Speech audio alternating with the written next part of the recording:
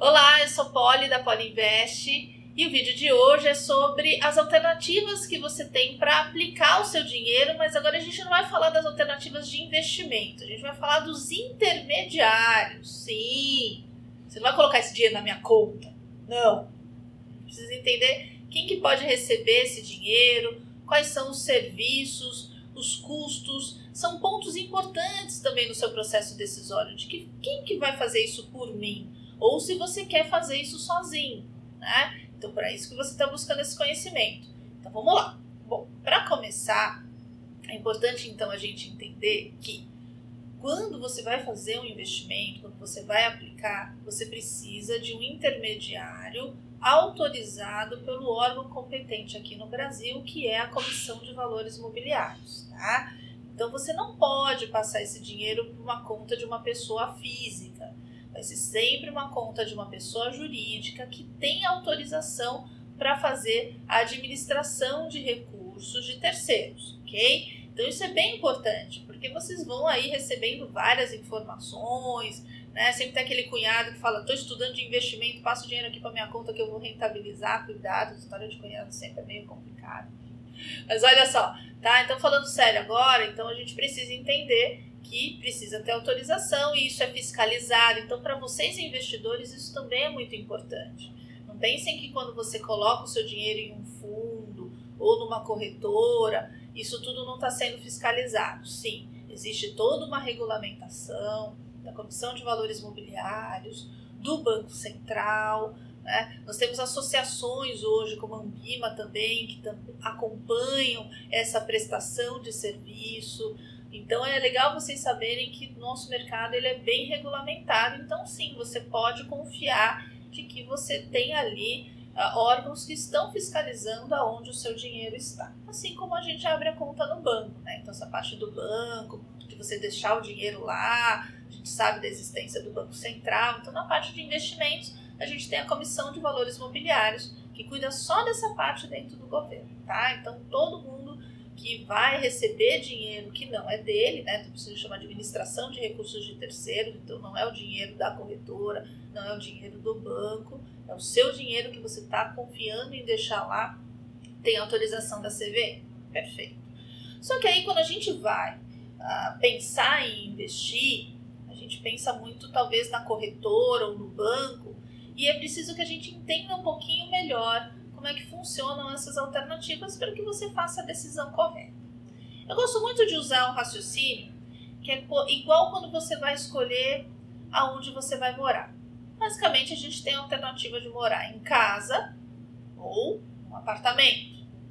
E quando você começa a pensar nas vantagens e desvantagens de morar numa casa ou num apartamento, você vai fazer essas análises, enfim, e vai ver o que é mais adequado para a tua realidade, para o que você está buscando. Então, mais uma vez, de novo, você precisa se conhecer como cliente.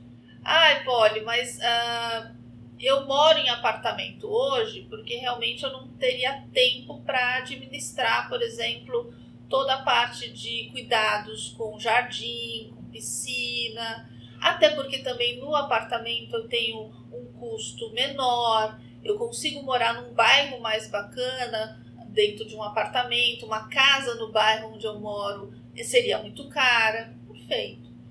Você vai ter também, de repente, uma visão diferente. Você falar, não, eu não gosto de morar em apartamento, porque no apartamento eu não tenho privacidade, eu tenho que me adequar a regras que nem sempre vão atender o que eu gostaria, até pelo tipo de estilo de vida que você tem. Então, você prefere ser mais atuante. Então, você vai lá, cada ano você troca a cor da sua casa, você faz reforma, você quer trocar o portão.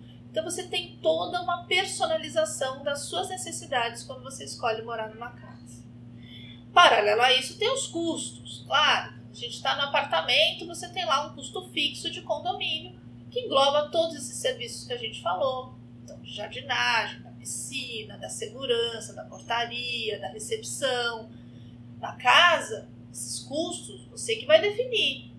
Quanto você vai investir em segurança, quanto você vai investir nessas reformas. Então, se você vai trocar a cor da sua casa todo ano, ou se naquele período você não está não quer trocar, ou se financeiramente não está viável, então você consegue deixar esse projeto um pouco mais para frente. Por que eu estou colocando essas ideias para vocês? Para que você entenda um pouco as diferenças também quando você escolhe aplicar uma parte ou aplicar todo o seu recurso, todo o seu dinheiro em um fundo de investimento, ou quando você define para si que o mais interessante seria você escolher as suas alternativas de investimento. Escolher quais são as ações mais interessantes, quais são os títulos de renda fixa que você acha que vai atender melhor às suas necessidades, quais são as estratégias de derivativos, né? Então, há uma diferença aí entre essas duas alternativas basicamente de investimento. E o raciocínio, ele é muito similar ao que eu falei de morar num apartamento ou morar numa casa. Quando a gente vai para um fundo de investimento, a gente está entrando num condomínio. Então, você está aplicando o seu recurso, mas existem outros investidores que também aplicam naquele mesmo fundo. Qual que é a vantagem? Lembra que eu falei da história de você estar num apartamento, num bairro bacana, porque é viável para você financeiramente, mas comprar uma casa no mesmo bairro, de repente, não seria viável? Esse é o raciocínio do fundo. Quando eu aplico R$1.000, vocês aplicam cada um R$1.000 naquele fundo, nós estamos acumulando um patrimônio ao qual nós contratamos o banco para administrar.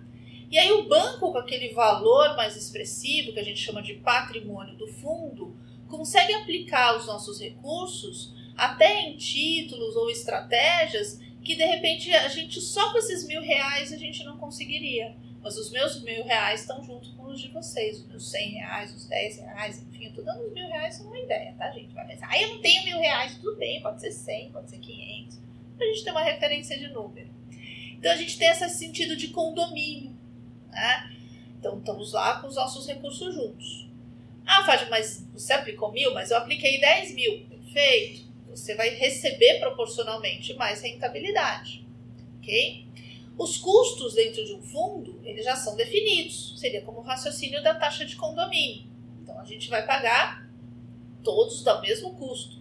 Então, se o seu fundo de investimento que você aplicou, quando você escolheu o fundo, você vê lá, aquele banco cobra uma taxa de administração de 1% ao ano. Perfeito, todo mundo vai pagar aquele 1% ao ano, tá?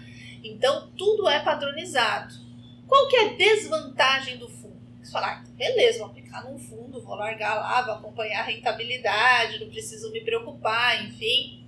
É importante a gente saber, claro que a gente vai ter um vídeo falando das diferenças de regras de gestão, mas o fundo de investimento, a gente tem ali, dentro dessa estrutura que o banco oferece, que aquele produto oferece, uma padronização. Vamos pegar uma ideia. Vamos supor que a gente aplicou em um fundo de investimento em ações, que só tem ações da Petrobras. Legal. O que vai acontecer? Se as ações da Petrobras subirem, o fundo vai refletir essa alta. Se as ações da Petrobras caírem, vai refletir essa queda. Perfeito? Ok. Só que ali a gente contratou o banco para fazer todo o processo de aplicação, comprar as ações, fazer tudo pela gente. Tá? Só que aquilo tem um padrão, só tem ações da Petrobras. Ah, mas eu, Poli, queria que na minha parte, na minha participação, colocasse ações da Vale do Rio Doce. Pode? Não. É o mesmo raciocínio que você quisesse trocar a janela do seu apartamento. Não pode. A janela tem que ser igual para todo mundo. Então, o fundo de investimento, ele traz para nós uma padronização do serviço.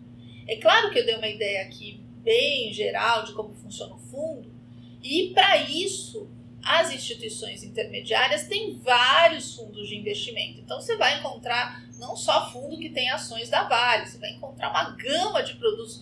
Os bancos, os administradores de recursos hoje têm no mínimo uns 15, 20 fundos, para que realmente a gente consiga fazer ali uma boa mescla dentro de estratégias que vão ser adequadas ao que você está buscando.